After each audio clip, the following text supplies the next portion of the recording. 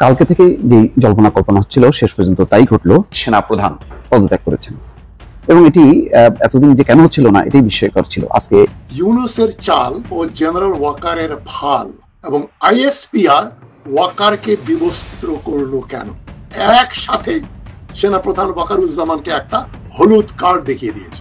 আপনাকে তো লোকজন গিলে খাবে, সেনাবাহিনীর লোকজনরা আপনাকে আপনার মাথা কেটে ফুটবল খেলবে।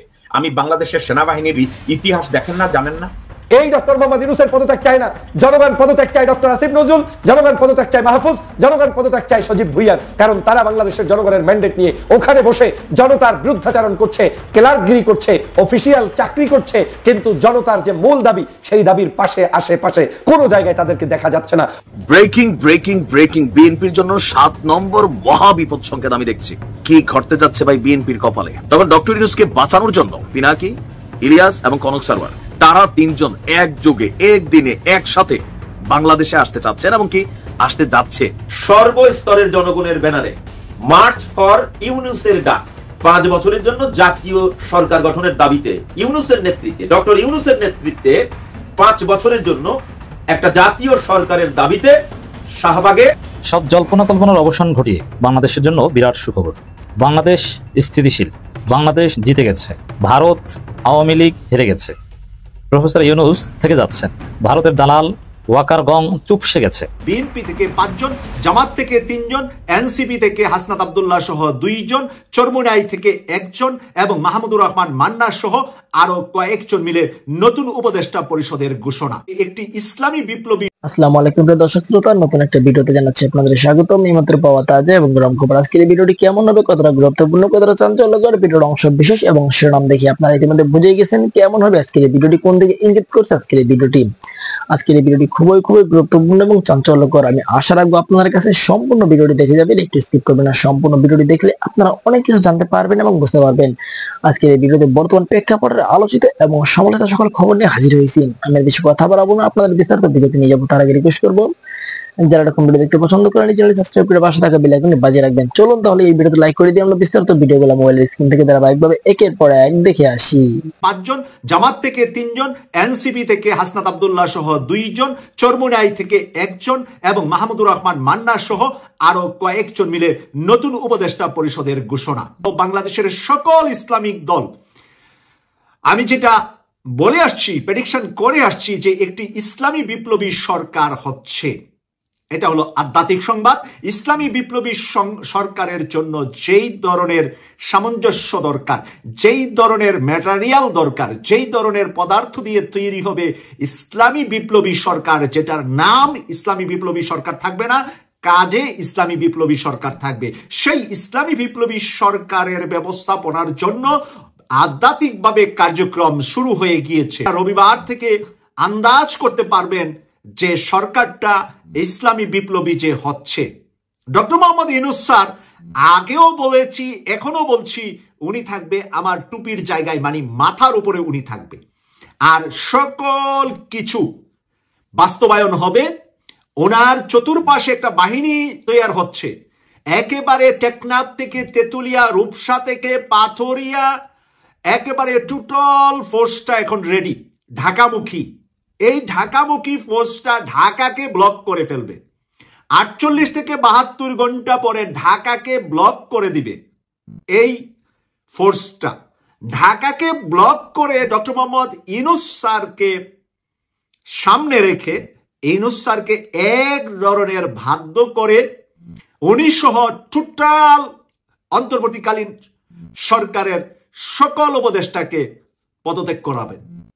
এর পদত্যাগের কয়েক ঘন্টার ভিতরে নতুন করে বিপ্লবী ইসলামী সংগ্রামীরা শপথ নেবে বাংলাদেশের প্রধান বিচারপতির হাতে, এবং প্রধান বিচারপতির হাতে শপথ নিয়ে তারা প্রধানত ইসলামী দল, যেটা বাংলাদেশের সবচেয়ে বড় ইসলামী দল জামাত ইসলামী, তার প্রধানকেই শপথ করাবেন প্রধান উপদেষ্টা হিসাবে। তাই 50-50, জামাতের 50 আর বিএনপির 50, আর মাথার উপরে কে থাকবে? ডক্টর মোহাম্মদ ইউনূস। তার সাথে শুধু তাই নয়, এই সংবিধান বাতিল করে কি করতে হবে? এই সংবিধান বাতিল করে জুলাই ঘোষণাপত্র দিতে হবে। দেশ মানি মা, মা মানি দেশ। এই মায়ের 18 কোটি সন্তান, এই 18 কোটি সন্তানের মধ্যে 3 জন সন্তান এই মুহূর্তে খুবই দরকার। এই 3 জন সন্তান কেন যে মার মুখ দেখতে আসতেছে না আমি জানি না। এই 3 জন সন্তানের এক সন্তানের কিছু কথা আপনাদের শোনাই। ওনাদেরকে আমি ভালোবাসি, মনে প্রাণে ভালোবাসি, কিন্তু আপনারা কেমন সন্তান, মা অসুস্থ, কেন আসেন না? এক অভাগা জাতি আমরা, আমাদের ভাগ্যে শুধু দুর্দশা আর দুর্দশা, কিছুই হবে না। ডক্টর মোহাম্মদ ইউনূস স্যারের মতো ভদ্রলোক এই দেশ চালাতে পারবে না। এই দেশের জন্য ঠিক ছিল কে জানেন? শেখ হাসিনা। একদম লাঠি লাগায় ঘুরাইতো, বন্দুকের নলের মধ্যে সবাই নাচাইতো, নাগিন ডান্স করে ছাইরা দিছে সবাই, কেউ কিচ্ছু করতে পারে নাই। আরে হাসান মাহমুদের কথা মনে আছে? বেগম খালেদা জিয়াকে নিয়ে কি কটূক্তি, জিয়াউর রহমানকে নিয়ে কটূক্তি, তারেক জিয়াকে নিয়ে কটূক্তি, খুনি ছাড়া তো কোনো কথাই বলতো না, ব্যক্তিগত চরিত্র নিয়ে কথা বলতো, কিন্তু কাউকে দেখি নাই রাস্তায় আইসা 7 দিন কেন 7 মিনিট দাঁড়াইতে দেখি নাই। কেউ তো দাঁড়াইতে পারতেন না, ওই যে কেচি ঘাটের ভিতরে থাইকা আন্দোলন করতেন, কেউ কিচ্ছু করতে পারতেন না। এই শেখ হাসিনার আবার ফিরে আনা উচিত, 41 সাল পর্যন্ত লেখা দেওয়া উচিত। নির্বাচনের দরকার নাই তো, কারণ গত 3টা নির্বাচন তো বৈধ। হ্যাঁ, এই যে মেয়র হইতে চায় তার মানে বৈধ নির্বাচন ছিল, তো বৈধ নির্বাচনের সেই হাসিনাকেই আবার দরকার। শেখ হাসিনার সরকার বারবার দরকার, এই স্লোগান তুলতে হবে এবং বাংলাদেশের সবাই মিলা মুনাজাতে বসতে হবে, আল্লাহ যেন ওনাকে হায়াত দারাজ করে এবং 41 সাল পর্যন্ত ডান্ডার উপরে এই দেশকে রাখতে হয়, ডান্ডার উপরে রাখতে হবে এই দেশকে। এই দেশ এমনি সোজা হবে না। এই দেশের মানুষ বুঝছেন বড়ই নটখটকা মানুষ, ভালো চিনে না, মন্দ চিনে, মন্দর দিকে খালি আগায়। ডক্টর মোহাম্মদ ইউনূস স্যার চলে গেলে বুঝবেন, আফসোস করবেন। গত 54 বছরে এমন নেতা তো আর পান নাই, যাকে পাইছিলেন তাকে ধরে রাখতে পারলেন না। অভিমানে উনি বলছে আমি পদত্যাগ করব। অভিমানে কি করবে বলেন? একটা ভদ্রলোকের জন্য এসব কাজ।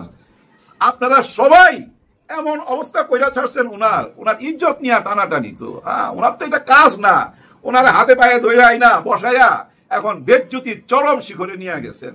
ওনার ক্যাবিনেটের মন্ত্রীদেরকে, উপদেষ্টাদেরকে আপনারা জুতা পিটা করেন। একবার হাসান মাহমুদকে জুতা পিটা করে দেখতেন কেমন লাগে।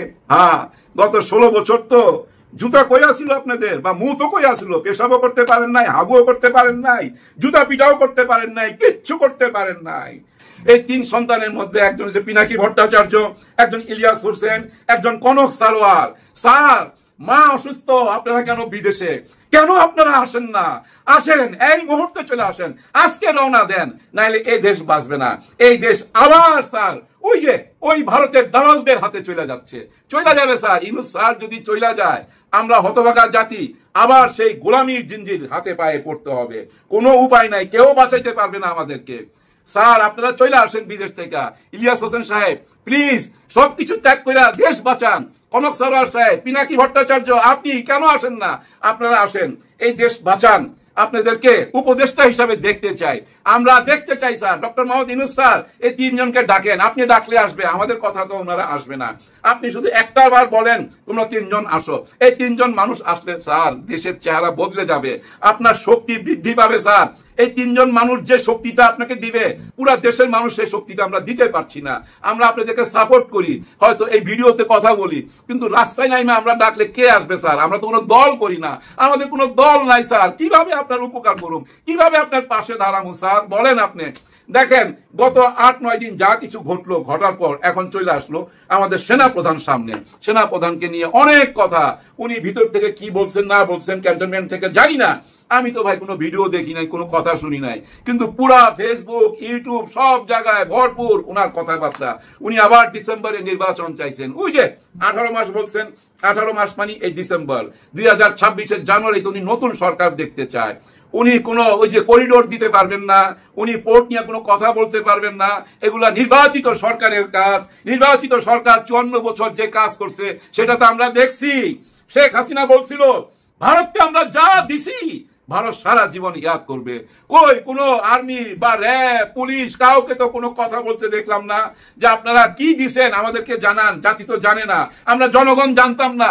কোনো সেনাপ্রধান আইসার সামনে কোনো কথা বলে নাই, কোনো জানতে চাই নাই শেখ হাসিনার কাছে যে আপনি কি দিছেন, জাতিকে জানান। জাতি তো জানে না, আমরা দেশপ্রেমিক সৈনিক, আমাদেরকে জানাইতে হবে, এই দাবি করতে শুনি নাই। কিন্তু এখন ওই যে নরম মানুষ পাইছে, সোজা মানুষ পাইছে, উনার কাছে সবকিছু জানতে চায়। হ্যাঁ, নরম মানুষ। আরে শক্তের ভক্ত নরমের জম এই জাতি। এই জাতি ভাই শক্তের ভক্ত নরমের জম।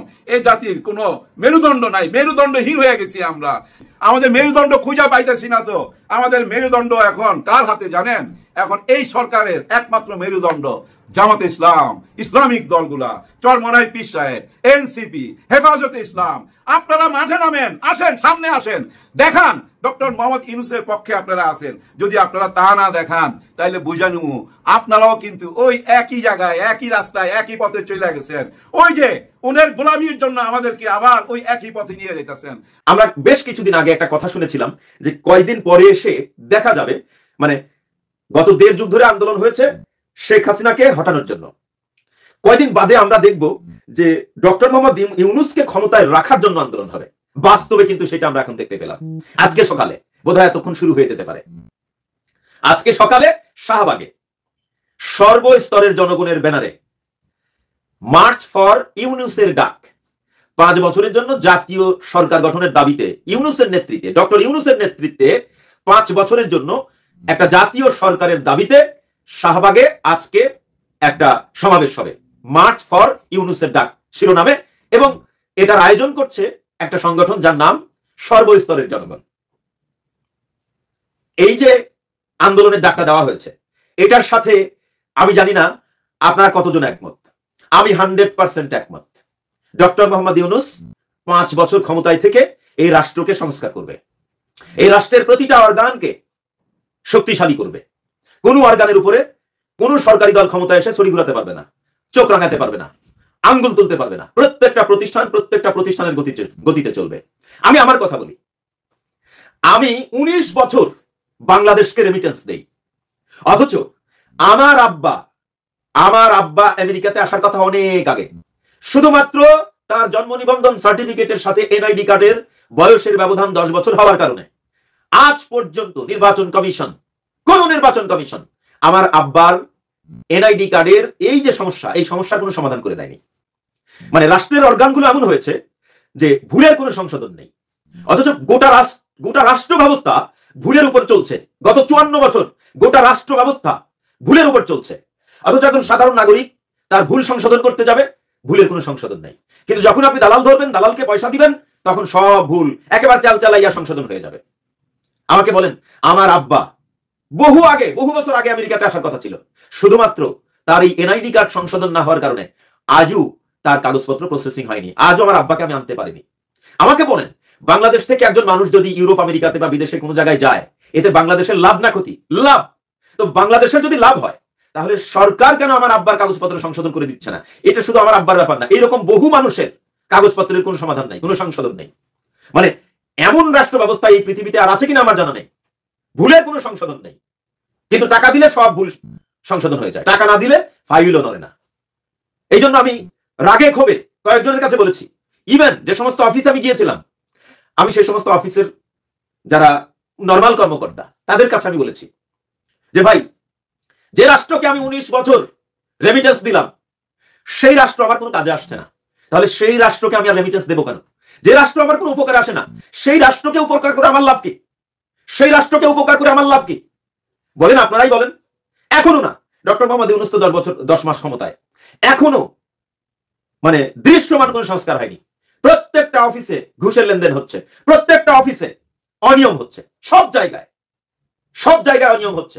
10টা মাস গত হয়েছে, আমার আব্বার কাগজপত্র সংশোধন হয় নাই। এবং আইন কানুনগুলো এত কঠিন, বাংলাদেশে একজন নাগরিক সরকারি চাকরি পাইতে খুব সহজে তাদের চাকরি হয়ে যায়, কিন্তু একজন নাগরিক কোনো কারণে যদি রাষ্ট্রের কোনো প্রতিষ্ঠানে যায়, তাহলে তাকে হয়রানির পর হয়রানি করা হয়। তাকে মানে একটা সামান্য জিনিসকে অনেক বড় করা হয়, একটা তিলকে তাল বানানো হয়। মানে সামান্য একটা ভুল হয়েছে, সেই ভুলের সংশোধন করতে গেলে Delhi, London, Mecca, Washington DC দেখিয়ে দেয় বাংলাদেশের সরকারি কর্মকর্তারা। এটা আনতে হবে, ওটা আনতে হবে, এটা করতে হবে, ওটা করতে হবে, মন্ত্রণালয়ে যাইতে হবে, ডিসি অফিসে যাইতে হবে, এসপি অফিসে যাইতে হবে, ইত্যাদি ইত্যাদি। মানে তাকে এমন ভাবে Dhaka, Mecca, Delhi, Washington DC, London দেখানো হয় যে সে বুঝে বলে যে এটা আর হবে না আমার দ্বারা। ইতিমধ্যে দেখতে পেয়েছি যে এরকম কিছু কথাবার্তা এসছে অন্তর্বর্তীকালীন সরকারের সাথে একমত হওয়ার পরেও অনেক বিষয় আমাদের সশস্ত্র বাহিনীর সিনিয়র নেতৃবৃন্দ যারা আছেন তারা তাদের অফিসারদের সামনে বিভিন্ন বক্তব্যে সেগুলোর সাথে প্রকাশ্যে দ্বিমত করছেন। যদি এই বক্তব্যগুলো সঠিক হয়ে থাকে, আমরা পরিষ্কার করে বলতে চাই যে অন্তর্বর্তীকালীন সরকার অথবা যে কোনো বেসামরিক সরকারের সিদ্ধান্তের প্রতি আনুগত্যশীল থাকা হচ্ছে বাংলাদেশের প্রত্যেকটা ফোর্সের অ্যাবসলিউট রেসপন্সিবিলিটি অ্যান্ড অব্লিগেশন। তারা যেই সকল ভাষায় রাজনৈতিক বক্তব্য দিচ্ছেন এবং যেই বিষয়গুলোতে অন্তর্বর্তীকালীন সরকারের রাজনৈতিক সিদ্ধান্তের ব্যাপারে দ্বিমত করছেন প্রকাশ্যে, this goes absolutely tantamount to military coup. এগুলো হচ্ছে প্রায় কু হয়ে যাওয়ার মতো ভাষা। আমরা আর্ম ফোর্সেসের সিনিয়র লিডারশিপকে মনে করিয়ে দিতে চাই, গত 17-18 বছর ধরে তো দিল্লিকে আওয়ামী লীগ যে বাংলাদেশের পরত রাজ্য পরিণত করেছে, সেদিন তো আপনাদের মুখে আপনারা কুলু পেটে বসেছিলেন। বাংলাদেশ থেকে যখন ট্রানজিট দিচ্ছে, বন্দর দিচ্ছে, একের পর এক আদানির সাথে নিম্নমানের অন্যায্য চুক্তি করে বাংলাদেশকে বিক্রি করে দিয়েছে। আপনাদের মিলিটারি অফিসাররা দিল্লিতে গিয়ে ঘোড়া উপহার নিয়ে এসে বাংলাদেশকে বিক্রি করে দিচ্ছিল। সেই দিন তো আপনাদের মুখে কোনো কথা শুনি নাই। সেই দিন তো আপনারা করিডোর নিয়ে কথা বলেন নাই, ট্রানজিট নিয়ে কথা বলেন নাই, ট্রান্সশিপমেন্ট নিয়ে কথা বলেন নাই। আজকে হঠাৎ করে 18 বছরের দিল্লির গোলামি থেকে যেদিন বাংলাদেশকে 24-এর 1400 শহীদ মিলে নতুন করে শহীদ হয়ে এই দেশকে স্বাধীন করেছে, আপনারা হঠাৎ করে দেশপ্রেমিক সেনাবাহিনী হয়ে গেলেন। আপনাদের লজ্জা লাগলো না? 16, 17, 18 বছর ধরে আওয়ামী দিল্লির গোলামি করে বাংলাদেশের লেনদুপ্ত জিয়ার মীর জাফরের রোল প্লে করেছেন। আজকে দেশের মানুষকে বুঝাচ্ছেন অন্তর্বর্তীকালীন সরকারের কি করা উচিত এবং কি করা উচিত না। আপনাদের মনে রাখা উচিত আপনাদের 17-18 বছরের আমলনামার কথা, গুম খুন, 800 আয়না ঘর করার কথা, 6500 নাগরিককে অত্যাচার নির্যাতন করে লাশ গুম করে দিয়ে ক্রসফায়ার করে হারিয়ে দেওয়ার কথা। অতএব মনে রাখতে হবে, কোনোভাবে বাংলাদেশকে সিকিম আমরা হইতে দেব না। বাংলাদেশের 24-এর রক্ত দিয়ে যারা বাংলাদেশ স্বাধীন করেছে, আবু সাঈদ আর মুগ্ধের রক্তের প্রতিটা ফোঁটায় দেয়ালে দেয়ালে বলে দেওয়া আছে, কোন ফেরাউন, মির্জাফর, জগৎ শেখ আর লেন্দুব দর্জির কাছে সিকিমের মতো করে বাংলাদেশ আর বর্গা দেওয়া হবে না। বাংলাদেশের পাড়ায় মহল্লায় দেশপ্রেমিক জনতা যেখানে যেখানে আছে তারা আবার প্রতিহত করবে। তাই আপনাদেরকে বলছি, পেশাদারিত্বের জায়গায় ফিরে আসেন। আপনার চাকুরির সীমা সাংবিধানিক জুরিসডিকশনের বাইরে আপনারা কথা বলবেন না। This is not your business, this is not your jurisdiction.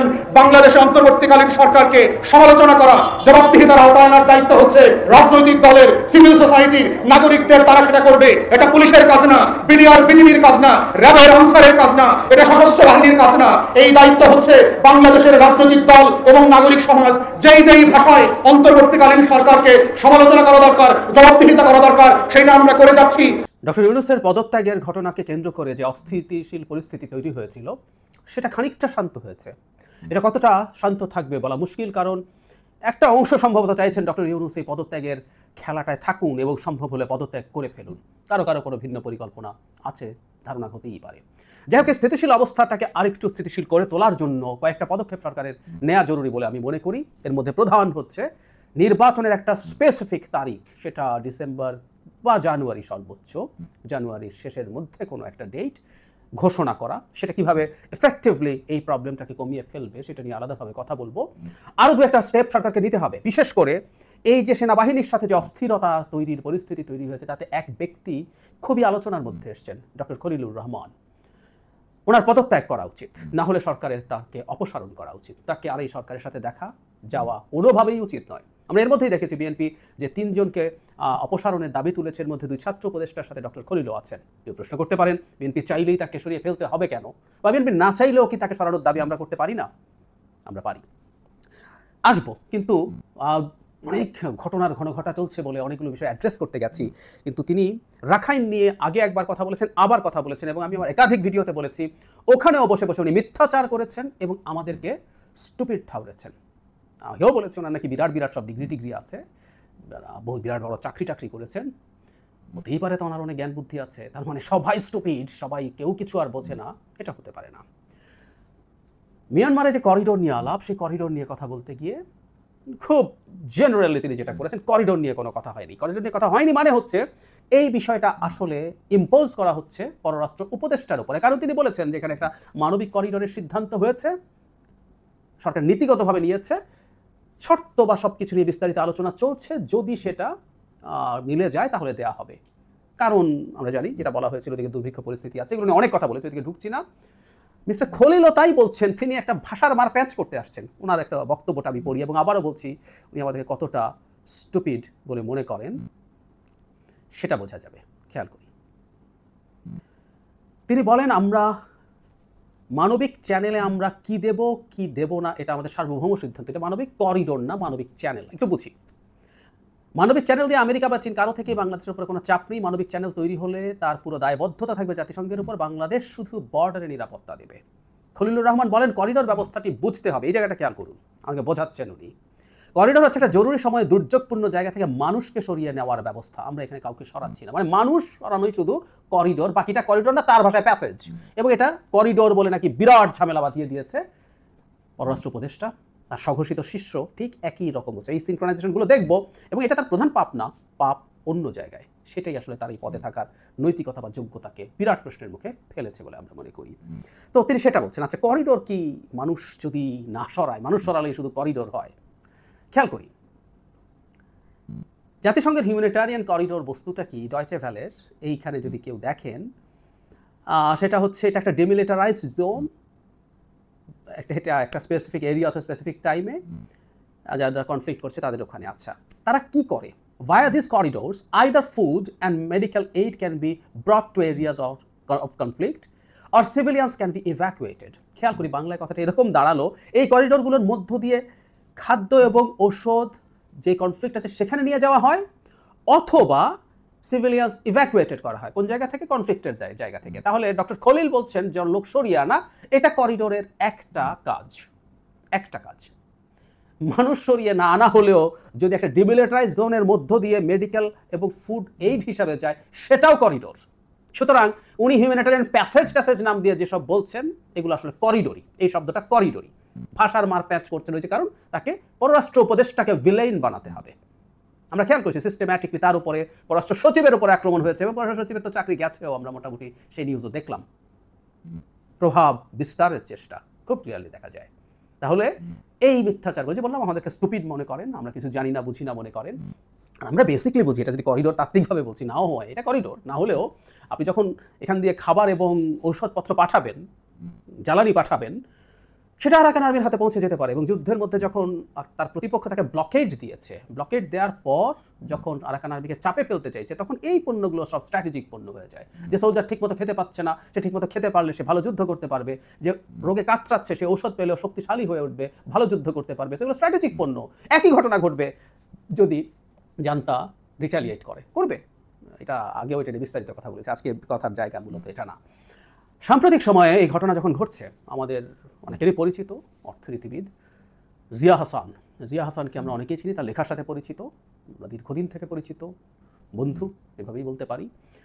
Zia Hasan খুবই ক্রেডিবল বিষয় নিয়ে কথা বলেন। একটু জিয়া হাসানকে যারা চেনেন না তাদেরকে একটু জানানো দরকার আছে। তিনি গুজব টুজব নিয়ে আসলে আলাপ টালাপে নামেন না। তার কাছে হয়তো কখনো এক্সপোজড নিউজ না থাকতে পারে, কিন্তু কখনো উনি এসব নিয়ে সাধারণত বলেনই না। উনি এমন একটা স্ট্যাটাস দিয়েছেন যে স্ট্যাটাসটা কাজ তার না, এবং উনি ওখানে উল্লেখ করেছেন রাদার এগুলো জুলকারনাইন সায়েরের মতো মানুষ এই মিলিটারির ভেতরের এই ধরনের গুরুত্বপূর্ণ বিষয় আমাদের সামনে আনেন। এবং সায়ের সেখানে জবাবও দিয়েছেন যে তিনি এটা জানতেন, তার মানে সায়েরও যখন এটাকে কনফার্ম করছে, আমরা দুজনকে মিলিয়ে এটাকে খুবই অথেন্টিক একটা বিষয় ধরতে পারি। স্ট্যাটাসটা অনেকেই পড়ে ফেলেছেন, না পড়লে একটু পড়ে নেবেন। এখানে জিয়া হাসান যেটা ক্লেম করছেন সেটা হলো আসলে বাংলাদেশ মিলিটারিতে একটা বাজে ধরনের উত্তেজনা তৈরি হয়েছিল, এবং এই উত্তেজনার কেন্দ্রে ডক্টর খলিলুর রহমান। ডক্টর খলিল যে কাজটা করেছেন, তিনি একজন লেফটেন্যান্ট জেনারেলকে নিয়ে তার সাথে সম্পর্ক তৈরি করে সেনাপ্রধান জনাব ওয়াকারুজ্জামানকে ফায়ার করতে চেষ্টা করেছেন, এবং প্রায় পরিস্থিতি হয়েই গিয়েছিল তাকে ফায়ার করা হবে। জিয়া যেটা দাবি করছেন, এটা চিফ জেনে গেছেন, তিনি তার স্টাফদের কাছ থেকে বিদায়ও নিয়েছেন যে তাকে চলে যেতে হতে পারে। একটা চিঠি তৈরি করে প্রধান উপদেষ্টার অফিস থেকে সেটা ফাইনালি সিগনেচার করার জন্য রাষ্ট্রপতির দপ্তরে যাচ্ছিল। এই ধরনের আলাপ কিন্তু আছে, কিন্তু এটা জানাজানির পর মিলিটারির হায়ার অফিসিয়ালদের মধ্যে উত্তেজনা তৈরি হয়, এবং শেষ পর্যন্ত এই ক্ষেত্রে এটা আর এগিয়ে যেতে পারেনি।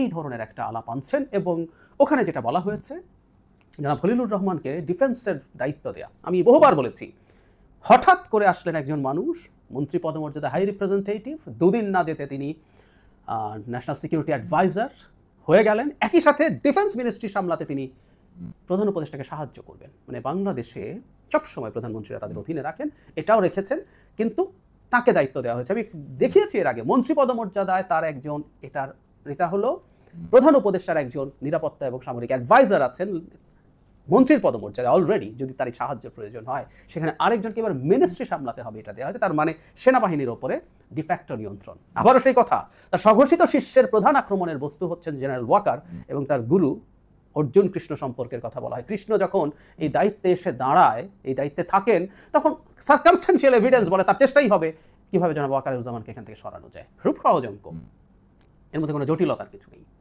সুতরাং এই অস্থিরতার পেছনে প্রধানতম দায় খুবই সম্ভাবনা আছে, আমি নিশ্চিতভাবে বলছি না, খুবই সম্ভাবনা আছে জনাব খলিলের।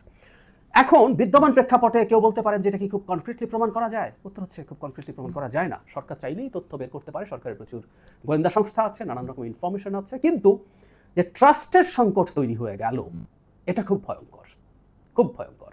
এমন একজন মানুষ থাকা যিনি সেনাবাহিনীর মধ্যে অস্থিরতা তৈরি করতে চেষ্টা করেছেন এবং দেশের সবচেয়ে বড় রাজনৈতিক দলটা যাকে এখন আর রিলাই করে না।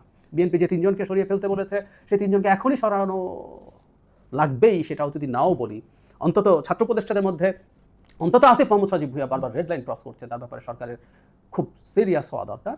ঠিক আছে, ছাত্রদেরকে যদি ফর দ্য টাইম বিং সরিয়েও রাখা হয়, ডক্টর খলিল অত্যন্ত সেন্সিটিভ জায়গায় সংকট তৈরি করার চেষ্টা করেছেন বলে অ্যাটলিস্ট পারসেপশন তৈরি হয়েছে, কিন্তু সার্কামস্টেন্সিয়াল এভিডেন্সগুলো সেই রকম একই রকমভাবে চলছে। তিনি কোনো একটা খেলায় আছেন, এটা বোঝা যায়, অ্যাটলিস্ট মানুষের মধ্যে সেই পারসেপশন তৈরি হয়েছে। যদি সেটা তৈরি হয়ে থাকে, সর্ববৃহৎ দলটাও তার সব 3 জনের কথা যদি বাদও দেয়, অন্তত এই একজন সরকারকে কগনিজেন্স নিতে হবে। বাংলাদেশের জন্য একজন খলিলের চাইতে একজন মানে একটা বিএনপি দল অনেক বেশি জরুরি। কোথায় ছিলেন 16 বছর? আমি কাউকে স্ট্যাটাস দিতে দেখেছি তাকে নাকি শেখ হাসিনার বিরুদ্ধে কিছু কিছু ছোটোখাটো ক্যাম্পেইন আমেরিকাতে করার জন্য ডাকা হয়েছিল, তিনি কখনো নাকি সাড়া দেননি। আমি নিশ্চিত না, কিন্তু এই ধরনের স্ট্যাটাসও আছে। আমেরিকার নিরাপদ চমৎকার জীবনে বসে থেকেছেন, এসে এখন বাংলাদেশ উদ্ধার করতে আসছেন। সরি, আমাদের প্রয়োজন নাই, একজন খলিলুর রহমানের আমাদের কোনো প্রয়োজন নাই। উনি ছাড়াও বাংলাদেশ ভালো চলবে, এবং যে আস্থার সংকট তৈরি হয়েছে, সেই আস্থার সংকট মাথায় নিয়ে তার নিজেরই উচিত রিজাইন করা। বিরাট পদে কাজ করেছেন, বিরাট সব ক্যালিবার আছে, তাই যদি হয়ে থাকে একটু আত্মসম্মান বোধ তার থাকা দরকার। থাকবে? উত্তর হচ্ছে না। কেউ যদি ষড়যন্ত্র করার পরিকল্পনা নিয়ে আসে, তার আসলে ওইসব থাকবে না। সুতরাং উনি পদত্যাগ করার কথা, কথার কথা, উনি পদত্যাগ করবেন না, এটা আমরা নিশ্চিত থাকতে পারি। তাকে অপসারণ করতে হবে, সরকার তাকে অপসারণ করা উচিত। একটা কথা সরকারকে মনে রাখতে হবে, যেহেতু এখন এক ধরনের বিবাদমান পরিস্থিতি তৈরি হয়ে গেছে, সরকার এই দল সেই দল নানা দলের মধ্যে একটা মাঝামাঝি অবস্থানে আসার জন্য সব পক্ষকে ছাড় দিতে হবে, সব পক্ষকে ছাড় দিতে, বিএনপিকেও ছাড় দিতে হবে। কোথায় কোথায় দেবে, কোথায় কোথায় দেবে, সরকারকেও বেশ কিছু জায়গা থেকে তার অবস্থান পরিবর্তন করতে হবে। আমি মনে করি সরকার যে এই ব্যাপারে আন্তরিক আছে, ডক্টর খলিলকে তার দায়িত্ব থেকে, দায়িত্ব মানে সব দায়িত্ব থেকে, শুধু ডিফেন্স মিনিস্ট্রি না, উনি ওনার সাধের সুখের আমেরিকায় ফিরে যেতে হবে। উনি সেখানে ফিরে যান, ওখানে ভালো থাকুন, অনেক ভালো থাকুন। এই পচা দেশে আমরাই কিছু করতে পারি কিনা দেখি।